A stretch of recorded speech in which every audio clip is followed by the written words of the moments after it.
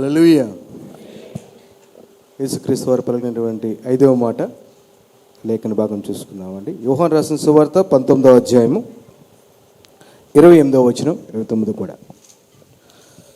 యోహాను రాసిన సువార్త. తరువాత సమస్తమును అప్పటికి సమాప్తమైనదని యేసు ఎరిగి లేఖనము నెరవేరినట్లు నేను దప్పిగొనుచున్నానెను. థాంక్యూ. ప్రార్థన చేసుకుందాం. లేఖన భాగం కోసం చిన్న ప్రార్థన చేసుకుందాం. ప్రార్థన. సకల ఆశీర్వాదములకు కారణభూతుడమైన మా ప్రియ పరలోకపు తండ్రి, సర్వోన్నతుడైన దేవుడా, మీరు పలికినటువంటి ప్రభా మాటలను ధ్యానిస్తుండగా నీ కృపలో మనం జ్ఞాపకం చేసుకోండి. ప్రభా 5వ మాటను ధ్యానిస్తుండగా నీ కృపలో నన్ను కూడా జ్ఞాపకం చేసుకొని ప్రార్థన చేస్తున్నాం. మాట్లాడుతుంది మీరు కాదు కానీ మీ తండ్రి ఆత్మ మీ ద్వారా మాట్లాడుతున్న వాగ్దానాన్ని మా పట్ల నెరవేర్చమని నీ కృపలో జ్ఞాపకం చేసుకోమని సర్వోన్నతుడును రక్షకుడైనటువంటి యేసు క్రీస్తు పుణ్యనామమున ప్రార్థిస్తున్నాను మా తండ్రి. ఆమేన్. హల్లెలూయా. అటు తరువాత సమస్తమును అప్పటికి సమాప్తమైనదని యేసు ఎరిగి లేఖనము నెరవేరినట్లు నేను దప్పికొనుచున్నానని. సిలువలో పలికిన 5వ మాట నేను దప్పికొనుచున్నానని, లేఖనము నెరవేరడము అన్న విషయాన్ని చూసుకుందాం. ఇక్కడ ఏ లేఖనాన్ని యేసుప్రభు వారు నెరవేర్చడానికి ఈ మాట అన్నారో ఒకసారి చూసుకుందాం. కీర్తన 69:21. కీర్తన గ్రంథం 69:21. వారు చేదును నాకు ఆహారముగా పెట్టిరి, నాకు దప్పగైనప్పుడు చిరకను త్రాగనిచ్చిరి. మరొక లేఖన భాగం కూడా లేని వచనం చూసుకుందాం. కీర్తన 22:15 వచనం. కీర్తన గ్రంథం 22వ అధ్యాయం 15వ వచనం. నా బలము ఎండిపోయి చిల్లపెంకల వల్ల ఆయను, నా నాలుక నా దవడను అంటుకొని ఉన్నది. ఈ 2 లేఖన భాగములు అలాగే అనేక లేఖన భాగములు కూడా దేవుని నెరవేర్పు విషయంలో యేసుప్రభు వారు ఈ యొక్క మాటను యేసుప్రభు వారు సిలువలో పలికినట్టు మనం చూస్తున్నాం. ఇంకొక మాట ఏంటంటే, ఆయన రాత్రి శుక్రవారం, అంటే ఇదిలో శుక్రవారం, లక్షవారం, గురువారం రాత్రి అంతా మరి ఆయన ప్రభు వల్ల తీసుకున్న తర్వాత అదే చివరి అని ఆ మాట కూడా చెప్పి ఉంటారు. అంత మాత్రమే కాదు, గెత్సెమనే తోటలో వాళ్ళు అరెస్ట్ చేసిన తర్వాత యేసుప్రభు వారు రాత్రికి రాత్రి, నేను చాలాసార్లు ఆ మాట చెప్పి ఉన్నాను, బట్ ఎనీవే ఒకసారి ఉపోద్ఘాతంలో కొద్ది మాటలు మాత్రమే నేను చెప్తాను. అసలు యేసుప్రభు వారిని ఎందుకు సిలువ వేశారన్న విషయాన్ని మీకు చాలామంది చాలాసార్లు చెప్పి ఉన్నారు. కొద్ది విషయాలు ఏంటంటే, యేసుప్రభు వారిని సిలువ వేయడానికి, ఆయన అసలు అరెస్ట్ చేయడానికి బలమైనటువంటి కారణాలు 6 కారణాలు ఉంటాయి. అందులో రాత్రికి రాత్రి ఆయన 6 నేరారోపణలు చేయబడతాయి. 3 రాజకీయమైనటువంటివి, 3 మతపరమైనటువంటివి. మతపరమైనటువంటి ఆరోపణలు ఏమిటంటే, అన్న కైప, మామ అల్లుళ్ళు, అలాగే సన్హెడ్రిన్ మహాసభ, అంటే మనకి పార్లమెంట్ లాంటిది, నేరారోపణలు చేస్తారు. అన్న అతను మాజీ ప్రధాన యాజకుడు, కైప ప్రజెంట్ ప్రధాన యాజకుడు. యేసుప్రభు వారిని అరెస్ట్ చేయడం గల బలమైన కారణం ఏమిటంటే, అప్పటి కాలంలో వాళ్ళకున్నటువంటి రాబడి మొత్తాన్ని యేసుప్రభు వారు వారి యొక్క దేవాలయంలో వారు చేస్తున్న వ్యాపారాన్ని బయటపెట్టినప్పుడు ఎలాగైనా యేసుప్రభు వారిని మరి అంతమొందించాలన్న విషయంతోనే చేయబడుతుంది. మరి పార్లమెంట్ అంటే సన్హెడ్ మహాసభలో కూడా వాళ్ళు 71 మంది ఉండాలి, కానీ అప్పటికప్పుడు ఏర్పాటు చేస్తారు. ఇక రాజకీయమైనటువంటి నేరారోపణ, వారి యొక్క ఆరోపణలు ఏమిటంటే, వారందరూ పిలాతు దగ్గర తీసుకొస్తారు. అప్పటి గవర్నరు పిలాతు ఏం చేస్తాడంటే, ఇతను గలీలీయుడు కదా అని మళ్ళీ హేరోదు దగ్గర పంపిస్తాడు. మళ్ళీ హేరోదు ఏం చెప్తాడంటే, హేరోదు ఇతనిలో నా దగ్గర ఏ తప్పు లేదు, కనబట్టలేదు, ఇతను నిరపరాధిగా ఉన్నాడు, ఇతను మరలా పంపించేయండి అని చెప్పేసి మరలా పిలాతు దగ్గర పంపిస్తారు. పిలాతు కూడా తన భార్య ఏదో మాట చెప్తాడు, రాత్రి నాకు దేవుడు చెప్పాడు ఇతను నీతిమంతుడు, తన జోలికి పోవద్దని. ఏది ఏమైనప్పటికీ పిలాతు తన యొక్క పదవిని పోగొట్టుకోకుండా ఉండడం కోసం ఇతనిలో ఏ తప్పు లేదు అన్న చెప్తుంటే వారందరూ ఏమంటారంటే, అయినా సిలువ వేయండి అని చెప్పేసి యేసుప్రభు వారిని అప్పగించినట్టు మనం లేఖన భాగం చూస్తాం.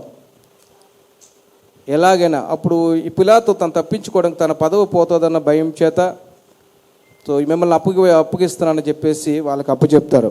అప్పటి నుంచి అలా దాదాపు 18 గంటలు ఆయన ఈ యొక్క నేర విచారణలో, నేరారోపణల మధ్య అటు ఇటు తిరుగుతూ బంతాట ఆడుకున్నారు యేసుప్రభు వారిని. ఇక మీకు తెలిసిందే, పొంతు పిలాతు పెరియోతంలో ఆయన్ని బంధించి కొరడా దెబ్బలతో కొట్టారు. మనం చాలాసార్లు విన్నాం, ఆయన శరీరం దున్నబడింది. దున్నబడడం అంటే డీప్గా స్టడీ చేస్తే ఆయన శరీరము ఆ యొక్క మరి వాళ్ళు వేసినటువంటి కొరడా దెబ్బలకు 40 కొరడా దెబ్బలు, సాధారణంగా చెప్తారు 20 కొరడా దెబ్బలకే ఎటువంటి వాడైనా చనిపోవాలి. హెర్క్యులస్, అలాగే మైక్ టైసన్స్, ఇంకా చాలా మంచి బాడీ బిల్డర్స్ ఉంటారు కదండి, వీళ్ళకి ఇంకా హెర్క్యులస్ అన్న వాళ్ళు పూర్వకాలంలో ఉండేవారు. అలాంటి వాళ్ళు కూడా ఎవరంటే వారికైనా 20 కొరడా దెబ్బలకే మొహమాటం లేకుండా చనిపోతారు, ఇంక సమస్య లేదు. కానీ దాదాపు యేసుప్రభు వారు 40 కొరడా దెబ్బలకు కొట్టబడి సిలువలో తీసుకొచ్చారు. ఆయన గొల్గొతా కొండ మీద సిలువ వేసినప్పుడు ఈ పలికిన 7 మాటల్లో కూడా 3 మాటలు ఆయన మన కోసమే మాట్లాడతారు. ఇక మిగతా 4 మాటలు ఆయన తన కోసం మాట్లాడతారన్నమాట.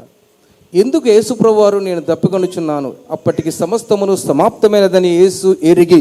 ఏంటి సమాప్తమైనది? ఏంటి సమాప్తమైనదంటే ఇక ఆయన వచ్చిన పరిచర్య, భూమి మీదకి యేసుప్రభు వారు వచ్చినటువంటి ఆయన యొక్క ఉద్దేశము నెరవేర్పు ఇక అక్కడితో అయిపోతుంది కాబట్టి సమాప్తం అయిపోతుందని తెలిసి లేఖనము నెరవేరాలి. దానికి ముందే మీరు తర్వాత లేఖన భాగం చదివితే మత్తయి సువార్తలో రాయబడి ఉంటుంది, ఆయనకు ఆల్రెడీ ఆ సిలువను మోసుకొని తీసుకొస్తున్నప్పుడు ఆ మధ్యదారిలోనే ఆయనకి ఒక చిరకని ఇస్తారు, చిరకను ద్రాక్షరసం కల్పిస్తారు. ఎందుకు ఇస్తారంటే ఆ బాధను మర్చిపోవడానికి ఇస్తారు, కానీ ఆయన అప్పుడు తాగలేదని చెప్పే లేఖన భాగం ఉంటుంది అక్కడ. కానీ యేసుప్రభు వారు సిలువలో వేలాబడినప్పుడు అప్పుడు వాళ్ళు నేను తప్పికొనిచున్నానని అంటే వారు చిరకని ఇస్తారు ద్రాక్షరసంతో, సొప్పుతో కలుపుకొని. కానీ ఏదేమైనప్పటికీ యేసుప్రభు వారు అప్పుడు తీసుకుంటారు, కానీ అది చేదుగా ఉండడం చేత దాన్ని తిరస్కరిస్తారు. యేసుప్రభు వారు పొందినటువంటి ఆ దాహం అది భౌతికమైనది. ఎందుకు భౌతికమైనది అంటే అప్పటిదాకా 4వ మాట వరకు ఏలీ ఏలీ లామా నా దేవా నన్ను ఎందుకు చేయబడిచదు. ఎప్పుడైతే దేవుడి నుంచి ఎడబాటు యేసుప్రభు వారు కలిగిందో అప్పుడే ఆయన శారీరకమైనటువంటి భౌతికమైనటువంటి దాహాన్ని ఆయన తీరుతున్నాడు. ఇదే విషయాన్ని మన పాత నిబంధనలో చూసుకుంటే ఇంకో వ్యక్తిని కూడా దేవుడు విడిచిపెడతాడు. ఆ వ్యక్తే నాజీరు చేయబడినటువంటి సంసోన్. అతను చేసిన పాపం వల్ల దేవుడు అతను విడిచిపెట్టాడు. ఇక్కడ యేసుప్రభు వారు అయితే మనందరి పాపాలు ఆయన భరించి తన సిలువలో ప్రాణాన్ని పెట్టిన స్థితి వచ్చినప్పుడు దేవుడు ఎడబాడిశారు. ఆ ఎడబాటులోనే ఆయనకి ఆత్మీయటువంటి ఫిజికల్గా కూడా దాహం, భౌతికమైన దాహాన్ని ఆయన పొంది ఉన్నారు. మనం శరీరం దున్నబడింది అన్న మాట చదివినప్పుడు రిబ్బన్ వేలాడినట్టట, మనం రిబ్బన్ ఎలాగ వేలాడుతుంటుందో మన తోరణాలు ఎలాగ వేలాడితే ఆయన శరీరం అంత దారుణంగా మరి వేలాడబడ్డది. ఆ టైంలో ఎంతో రక్తస్రావం అయింది. ఆల్రెడీ దావీదులో చెప్పినారు, రక్తము చెమట రక్తంగా మారిందని. మరి చెమట రక్తంగా మారడానికి ఆయన ఎంత హై టెన్షన్స్తో ఉన్నారో మీకు అర్థం అవ్వాలి. ఆయన టెన్షన్ ఏంటంటే ఈ యొక్క పాత్రను తీసివేయడం అనేది కాదు, కానీ ఈ యొక్క పాప భారాన్ని ఆయన మోస్తున్నాడు. ఆ యొక్క ఆలోచన కలిగినప్పుడు ఎవరికైనా అటువంటి ప్రార్థనలో అంత విధంగా ఆయన చెమట రక్తంగా మారేంత విధంగా ఆయన ప్రార్థన చేసి వచ్చిన్నాడు. అలాగే ఆయనకి మనం స్టడీ చేస్తే కామెంటరీ చదువుతున్నప్పుడు ఆయనకి ఫీవర్ ఉంది. మామూలుగానే 100 ఫీవరు 105 ఫీవర్ ఉంటేనే చాలా ఎక్కువగా మనం ట్యాబ్లెట్స్ అవి వేసుకుంటాం, తప్పేమీ లేదు. ఏది ఏమైనప్పటికీ ఆయనకి హై గ్రేడ్ ఫీవర్ ఉంది, చాలా ఫీవర్ ఉంది. ఫీవర్ ఉన్నప్పుడు జ్వరం వచ్చిన తెలుస్తుంది, దాహం ఆటోమేటిక్గా వేస్తుంది దాహం తీసుకుంటున్నప్పుడు. అలాగే ఆయన యొక్క నరాలు లోపల ఎండిపోయి ఉన్నాయి, ఎందుకంటే అప్పటికే చాలా దున్నబడి ఉంది శరీరం అంతా. ఇదంతా లేఖన భాగం నెరవేరు. ఒక మాట నేను చెప్తాను, ఇలా యేసుప్రభు వారు సిలువ పొందడం, మరణం పొందడం అన్నది ఆయన మన కొరకు చేశారు. ఇది లేఖన భాగంలో ముందుగానే నెరవేర్పడ్డది. అనేక మార్లు చెప్పి ఉన్నాం, యేసుప్రభు వారు వస్తారు, మన పాపాలను తీసివేస్తారు, ఇలా వస్తారు, ఇలా పుడతారు అన్న విషయాన్ని ప్రతిదీ దావీదు భక్తుడు 1000 సంవత్సరాల క్రితం అంటే 8వ శతాబ్దం, అలాగే ఇంకా కొన్ని భాగాల్లో ఇంకా పాత నిబంధనలు నెరవేర్పు అంటే నిబంధన శాపాలు ద్వితీయోపదేశకాండంలో రాయబడి ఉంటుంది. 28 ద్వితీయోపదేశకాండం 28:48 ఈ వచనాల తర్వాత ఇప్పటికే సమయం చాలా అయింది కాబట్టి నేను రెఫరెన్స్ చెప్తాను, ఇంటికి వెళ్ళి చదువుకోండి. యెషయా గ్రంథం 1:30, అలాగే హోషేయ గ్రంథం. వీటన్నిటిలోని ఇజ్రాయెల్ ప్రజలు తన్ను విడిచి విగ్రహారాధనలోని, అలాగే ఆయన్ను ఇజ్రాయెల్ ప్రజలు యెహోవా దేవుని విడిచిపెట్టి వాళ్ళ యొక్క పాపాల్లోనూ వెడుతున్నప్పుడు దేవుడు చెప్పినటువంటి నిబంధనా శాపం, మీరు నా తట్టు తిరిగితే సరి, లేకపోతే మిమ్మల్ని దప్పిక చేత చంపేస్తాడని ఇంటికి ఇక లేఖను చంపబడతారు, మీకు తిరుగుబాటు చేయబడుతుంది అన్న విషయాన్ని ఇంటికి వెళ్ళి మీరు చదివితే తెలుస్తుంది. లేఖన భాగాలు చెప్పబడతాయి. ఈ నిబంధన శాపాలని, వీటన్నిటి శాపాలని యేసుప్రభువు వారు సిలువ మరణం పొంది, సిలువలో పొంది లేఖనం నెరవేరినట్లు నేను తప్పుకొనిచున్నాను అని ఆయన చెప్పినట్టు మనం చూస్తాం. అయితే ఈ లోకంలో యేసుప్రభువు వారు పొందినటువంటి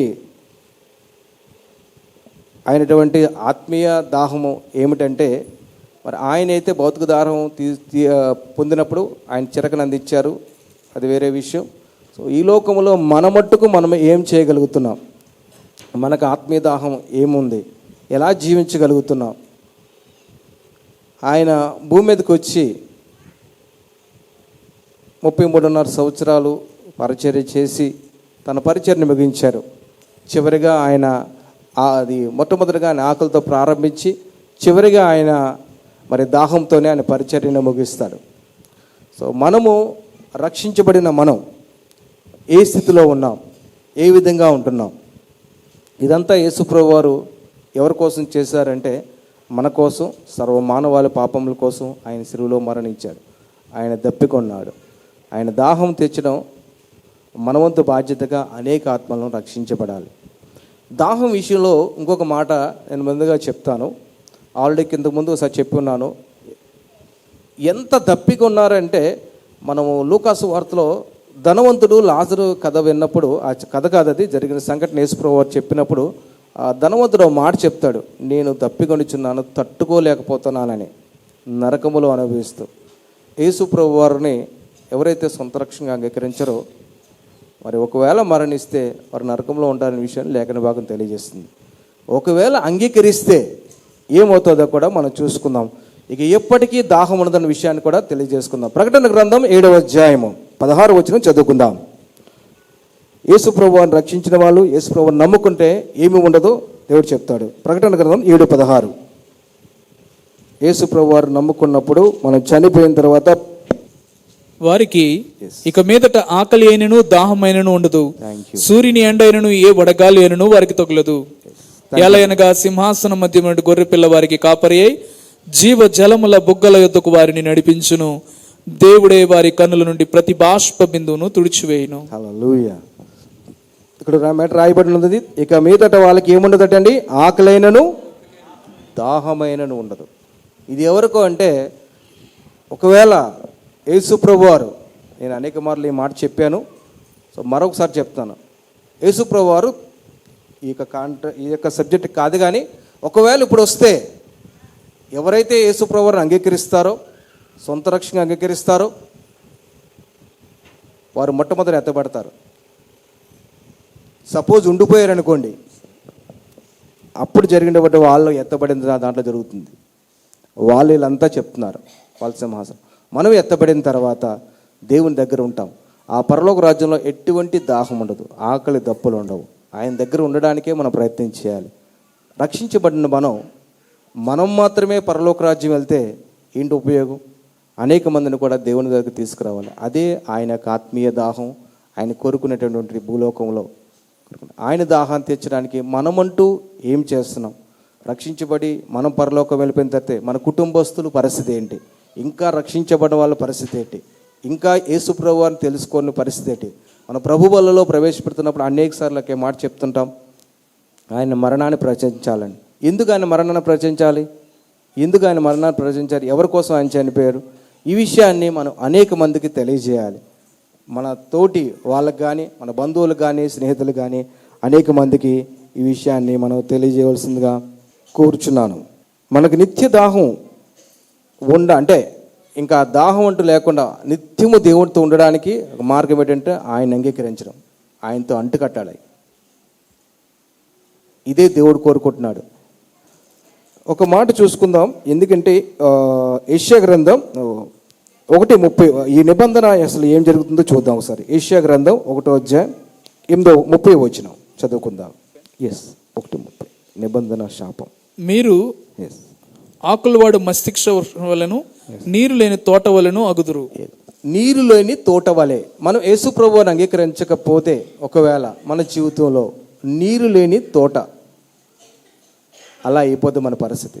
కాబట్టి మనం అంగీకరించి ఆయనతో అంటుకట్టబడవలసిన ఆవశ్యకత ఎంతైనా ఉంది. ఆయనతో మనం ఎంతగా సంబంధాన్ని కలిగి ఉంటామో, ఇక్కడ ఎడబాటు కలిగింది కాబట్టి యేసుప్రభు ఏలి ఏలి లాభం నా దేవా నన్ను ఎందుకు చేయబడిచేతవే. యేసుప్రభు వారు తండ్రి నుంచి ఎడబాటు కలిగింది కాబట్టి ఆయన దాహాన్ని తీసుకున్నారు. సంసోన్తో ఎందుకు పోల్చానంటే, సంసోను చేసింది ఆయన పాపాన్ని బట్టే, బట్ ఈయన మనందరి పాపాలను ఆయన సిలువలో భరించారు కాబట్టి ఆయనకి దాహం కలిగి ఉంది. ఒకనొక సందర్భంలో సంసోను కూడా ఒక మాట చేస్తాడు. ఒక యుద్ధం అంతా అయిపోయిన తర్వాత ఒక్క గాడిద దవడ చేత 1000 మందిని చంపిన తర్వాత సంసోను మాట అంటాడు, నేను చనిపోయే పరిస్థితుల్లో దప్పికొంటున్నానని. అదే న్యాయాధిపతిలో ఇంకొక రాజు కూడా పెద్ద యుద్ధం చేసిన తర్వాత నేను దప్పికొంటున్నాను, నాకు ఎవరైనా దాహం ఇస్తారా అని అడుగుతారు. దావీదు కూడా ఒక సందర్భంలో ఒకటి అంటారు, పలానా బావి నుంచి నీళ్లు పట్టుకున్నారంటే నేను సంతోషిస్తాను, దప్పికొన్నాను అని చెప్పేసి. చాలా సందర్భాల్లో చాలామంది సేవకులు కానీ ఇంకెవరైనా సేవకులు కానీ అదే ఈ యొక్క కీర్తన గ్రంథంలో కూడా దావీదు ఆ మాట చెప్తాడు. భక్తులు కూడా అదే మాట చెప్పి ఉన్నారు. వారు తప్పికొన్నది వారి పరిస్థితులను బట్టి. సో మనం కూడా అనేక ఆత్మలు రక్షించబడడానికి, దేవుని యొక్క ఆత్మీయ దాహాన్ని తీర్చడానికే మనం ప్రయత్నం చేయాలి. మరొకసారి లేఖన భాగం చూసుకుందాం. యోహాను రాసిన సువార్త 19:28 మాటలు చదువుకుందాం. అటు తర్వాత సమస్తమును అప్పటికి సమాప్తమైనదని యేసు ఎరిగి లేఖనము నెరవేరినట్లు నేను తప్పికొనుచున్నానెను. లేఖన నెరవేర్పు మనం చూస్తున్నాం. కాబట్టి యేసు ప్రభువారు ఆ విధంగా దప్పికొనడం అన్నది దేవుని చిత్తమే. నేను అనేక సార్లు చెప్పి ఉన్నాను, దేవుడికి తెలియదంటూ ఏమీ లేదు, ఆయన చేయలేదంటూ ఏమీ లేదు.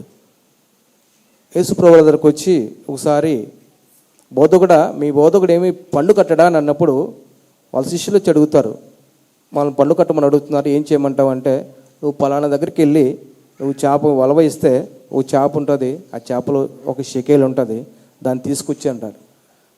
ఆజ్ఞాపిస్తే చేప మాట విన్నది. యేసు ప్రభువును అరెస్ట్ చేస్తున్నప్పుడు పేతురు, నేను మీకు అందరు తెలిసిందే, నేను చాలా నీకోసం అది చేస్తాను, నీకోసం చనిపోతానంటే, లేదు నువ్వు 3 సార్లు బొంకుతావు, నువ్వు బొంకగానే కోడి కోస్తుందని చెప్తాడు. కోడికి ఆజ్ఞాపించాడు. పేతురు ఇలా మాట్లాడతాడు, నువ్వు అప్పుడు కొయ్యమని. పేతురు ఎప్పుడైతే అలా మాట్లాడాడో ఆ టైంకి కరెక్ట్గా కోస్తుంది. అది యేసుప్రభు వారు చెప్పారు, అక్కడ చేప ఉంటుంది, ఆ చేపకి వెళ్ళి దానిలో షెకీలా ఉంటుంది, దాన్ని తీసుకొచ్చి ఆ నాణ్యాన్ని తీసుకొచ్చి నువ్వు నాకు నీకు కలిపి పండు కట్టమంటాడు. ఏది దేవుడి విధంగా? దేవుడికి సమస్తము తెలుసు, సమస్తము నెరిగిన దేవుడు. మనందరి పాపాలను ఆయన సిలువలో భరించారు, ఆయన తప్పికొన్నారు. సో ఆయన దాహాన్ని మనం తీర్చగలుగుతున్నామా? కొన్ని ఆత్మలు మనం రక్షించడానికి ప్రయత్నం చేస్తున్నామా? యేసు ప్రభు వస్తే మనం ఎత్తబడతాం సరే, మరి మిగతా వాళ్ళ పరిస్థితి ఏంటి? వాళ్ళు నరకంలో ఉంటారా? నరకం గురించి చెప్తే అది చదువుతున్నప్పుడే మనకు భయం వేస్తుంది, ఎంత భయంకరంగా ఉంటుందా అని. యేసు ప్రభు వారు ఈ సిలువలో దాదాపు 6 గంటలు, ఉదయం 9 నుంచి 3 గంటల వరకు ఆయన వేలాడుతూనే ఉన్నారు. తెలిసిందే, ఆయన అంత బాధ భరించారు, కేవలం మన కోసం ప్రాణం పెట్టారు. ఆయన మన పాపాలు భరించారు కాబట్టి, ఆయన మన యొక్క పాప శిక్షను భరించారు కాబట్టి మన భూమి మీద రక్షించబడి అంత మాత్రమే కాదు, పరలోక రాజ్యంలో ఉండడానికి దేవుడు గొప్ప అవకాశం కలిగజేశాడు. ఆయన యేసు ప్రభు కలిగినటువంటి గొప్ప ఉద్దేశాన్ని, ఆయన కలిగినటువంటి ఆత్మీయ దాహాన్ని మనం తీర్చడానికి మన వంతు ప్రయత్నం మనం చేయాలి. ఈ మాటలను దేవుడు దీవించినాక థ్యాంక్ యూ.